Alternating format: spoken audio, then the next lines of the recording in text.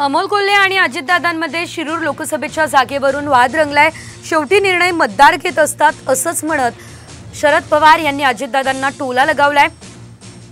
याशिवाय दुसरीकडे सुप्रिया सुळे यांनी देखील शिरूरच्या जागेवरून लोकशाहीत प्रत्येकाला बोलण्याचा अधिकार आहे असं म्हटलंय आणि दादांवरती निशाणा साधलेला आहे। संसदीय कामात चांगले लक्ष द्यायचं आणि आम्ही सतत आमच्यामध्ये चर्चा असते जायजापासून।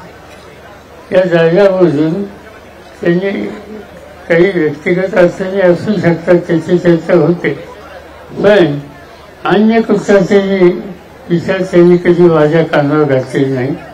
जो घातला तो मतदारसंघाच्या कामाच्या सोबत घातला। बघा, माझ्यासाठी ही लोकशाही आहे, त्याच्यामुळे प्रत्येकाला मन मोकळं करायचा बोलायचा अधिकार आहे। दडपशाही दिल्लीवाले करतात, आम्ही दडपशाहीवाले नाही।